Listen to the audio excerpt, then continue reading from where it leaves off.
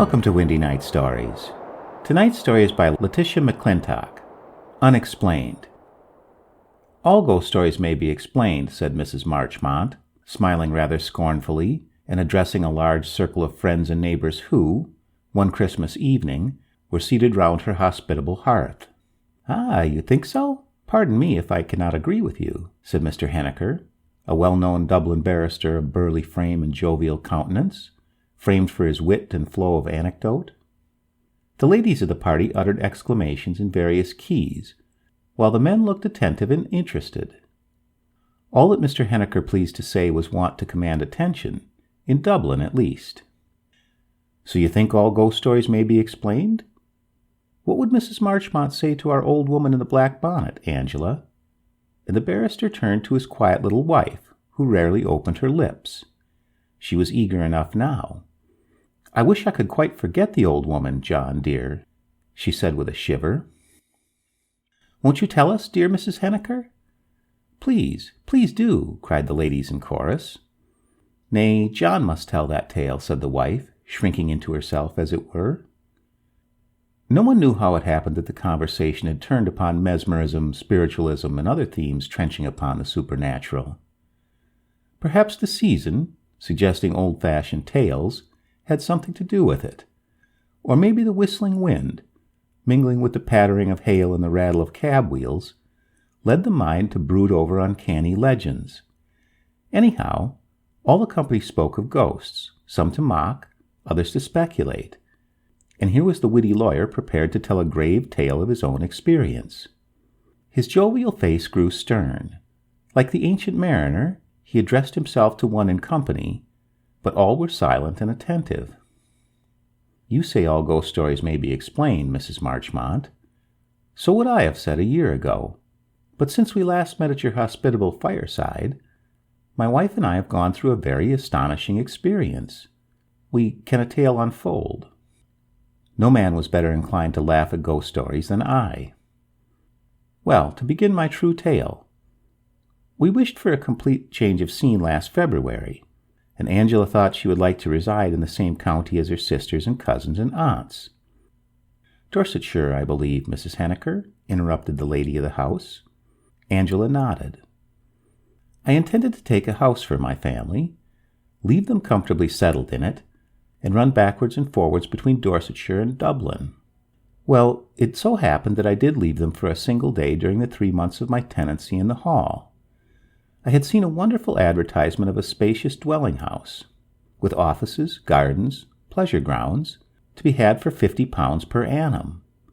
I went to the agent to make inquiries. "Is this flourishing advertisement correct?" asked I. "Perfectly." "What, so many advantages to be had for £50 a year?" "Most certainly. I advise you to go and see for yourself." I took the agent's advice, and Angela was enchanted with the description I was able to give her on my return. A charming little park, beautifully planted with rare shrubs and trees. A bowery, secluded spot, so shut in by noble elms as to seem remote from the world. The house, such a mansion as in Ireland would be called a manor house or castle, large, lofty rooms thoroughly furnished, every modern improvement. My wife, as surprised as myself that a place of that kind should be going for a mere song, begged me to see the agent again and close with him. It was done at once.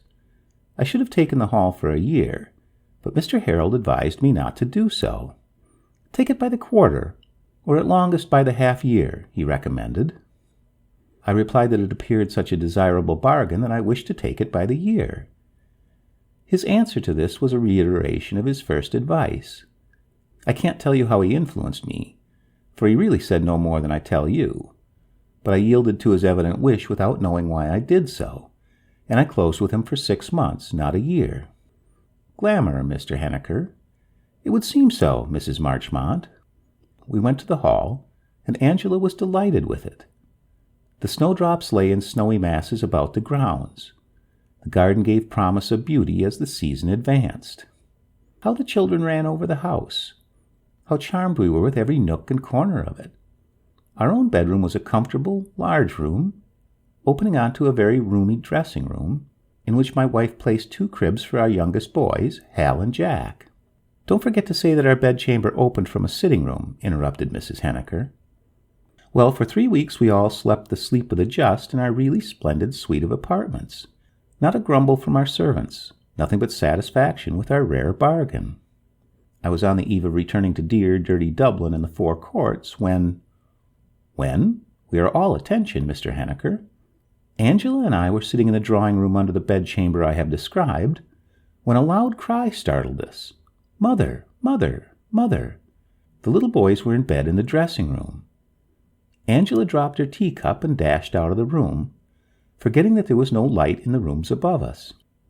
I caught up a candle and followed her quickly. We found the children sobbing wildly. Jack's arms were almost strangling his mother, while he cried in great excitement, "Oh, the old woman in the black bonnet! The old woman in the black bonnet! Oh, oh, oh!" I thought a little fatherly correction might be beneficial, but Angela would not suffer me to interfere. She tried to soothe the little beggars, and in a few minutes they were coherent enough in their story. A frightful old woman, wearing a black bonnet, had been in the room. She came close to them and bent over their cribs, with her dreadful face near to theirs. "How did you see her?" we asked. "There was no candle here." "She had light about her," they said. At any rate, they saw her quite well. An exhaustive search was made. No trace of a human being was to be found. I refrained from speaking to the other children, who slept in an upper story, though I softly entered their rooms and examined presses and wardrobes, and peeped behind dark corners, laughing in my sleeve all the while. Of course, we both believed that Hal had been frightened by a dream, and that his little brother had roared from sympathy. "Don't breathe a word of this to the servants," whispered Mrs. Henniker. "I'm not such a fool, my dear," I replied. "But pray search the lower regions, and see if Jane and Nancy have any visitor in the kitchen," she continued. "She came through your door, Mother, from the sitting-room," sobbed Hal, with eyes starting out of his head. "Who, love?" asked his mother. "The old woman in the black bonnet. Oh, don't go away, Mother." So Angela had to spend the remainder of the evening between the children's cribs. "What can we do tomorrow evening?" asked she. "I have it. Lucy shall be put to bed beside Jack." Lucy was our youngest, aged 2. All went well the next night. There was no alarm to summon us from our papers and novels, and we went to bed at 11, Angela remarking that the 3 cherubs were sleeping beautifully, and that it had been a good move to let Lucy bear the other 2 company. I was roused out of sound sleep by wild shrieks from the 3 children. "What, more bad dreams?" "This sort of thing must be put a stop to," I said, and I confess I was very angry with the young rascals. My wife was fumbling for the matchbox. "Hush," she whispered. "There is somebody in the room." And I, too, at that instant, felt the presence of some creature besides ourselves and the children. The candle lighted, we again reconnoitered. Nothing to be seen in the dressing-room, bedroom, or the drawing-room beyond, the door of which was shut. But the curious sense of a presence near us, stronger than any feeling of the kind I have ever previously experienced, was gone. You have all felt the presence of another person unseen. You may be writing. You may not have heard the door open, but though your back is towards the visitor, you know somehow that he has entered. Quite true, Mr. Henniker, but there is nothing unnatural or unpleasant in that sensation. Nothing, of course. I merely instance it to give you some idea of what we felt on that occasion. We were astonished to find the sitting-room untenanted. Meanwhile, poor Hal, Jack, and Lucy shrieked in chorus, "Oh, the old woman in the black bonnet! Oh, take her away!" Poor Angela, trembling, hung over the cribs trying to soothe the children. It was a good while before they could tell what had happened. "She came again," said Hal, "and she came close, close to me, and she put her cold face down near my cheek till she touched me, and I don't like her. Oh, I don't like her, Mother." "Did she go to Jack and Lucy, too?" "Yes, yes, and she made them cry as well." "Why do you not like her? Is it the black bonnet?" "You dreamed of a black bonnet last night, you know," said I, half puzzled, half provoked. "She's so frightful," cried Hal. "How could you see her? There was no candle." This question perplexed the little boys. They persisted that she had a light about her somewhere. I need hardly say that there was no comfort for us for the rest of the night. "If anyone is trying to frighten us out of this place, I'll be even with him yet," said I.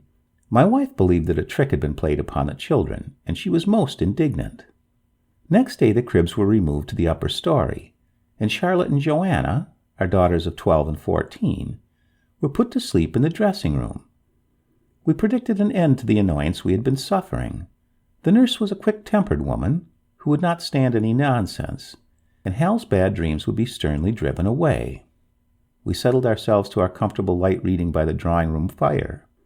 Suddenly there was a commotion overhead, an outcry. Surprised more than terrified, it sounded to us. Angela laid her book down quickly and listened with all her ears. Fast-flying footsteps were heard above, the clapping of a door, then, scurry, scurry, the patter of bare feet down the staircase. We hurried across the hall and saw Charlotte in her nightgown returning slowly up the kitchen stairs with a puzzled expression on her honest face. "What on earth are you doing, child?" cried Angela. "I was giving chase to a hideous old woman in a black bonnet who chose to intrude upon us," panted Charlotte. "I saw her in our room. I jumped out of bed and pursued her through your room and the sitting room. Then I saw her before me going downstairs, and I ran after her, but the door at the foot of the kitchen staircase was shut. She certainly could not have had time to open it, and I really don't know where she can have gone to." This was Charlotte's explanation of her mad scurry downstairs. Her downright sensible face was puzzled and angry. "So you see, the little ones must have been tormented by that old wretch, whoever she is. They didn't dream it, Father, as you thought. Wouldn't I like to punish her?" "What a brave girl!" cried Mrs. Marchmont. "Brave? Oh, Charlotte's as bold as a lion. She went back to bed, and when we followed her, in a couple of hours, she was sleeping soundly. But I can't say either of us slept so well. If a trick was being played upon us, it was carried out in so clever a manner as to baffle me completely. I need not say that I made careful search of every cranny around the handsome house and offices, and if there was a secret passage or a door in the wall anywhere, it escaped me. We had peace for a fortnight, and then the annoyance recommenced." Angela's nerve was shaken at last, and she began to whisper, "There are more things in heaven and earth, Horatio." "John, you are making a story," interrupted Mrs. Henniker. "It is every word true. I am coming to an end. Angela, in spite of her disclaimer, did believe in a ghost in a black bonnet. Charlotte believed in her, but did not care about her ghost ship. The nurse and cook and housemaid declared that they were meeting the horrible appearance constantly, and they were all in a mortal funk. As to the children, they would not leave off clinging to their mother and fretting and trembling when evening came. The milkman, the baker, and the butcher all told the servants that we would not be long at the hall, for no one ever remained more than a month or two. This was cheerful and encouraging for me. But you had never seen the charming old woman all this time?" "No, but I saw her in the broad daylight. I had a good long look at her, and a more diabolical face I never saw. No, not even in the dock. I was writing letters in the study about 12 o'clock one morning, when I suddenly looked up to see the appearance that had excited such a turmoil in my family standing near the table. A frightful face. A short-set woman dressed in black, gown, shawl, bonnet. This was the impression I received. But she looked quite human, quite everyday. There was nothing ghostly in her air. Only the evil face curdled one's blood. I stared at her, and then I took up a folded newspaper and threw it at her. My motive in doing so was to frighten her who had frightened my wife so much. Courtesy such a creature need not expect from me, being, as her villainous countenance proved, one of the criminal class. The newspaper fell upon the floor, after apparently going through the figure, and there was a vacuum where it had been. I was not much shaken, however, although my theory of a human trickster dressed like a woman seemed overturned.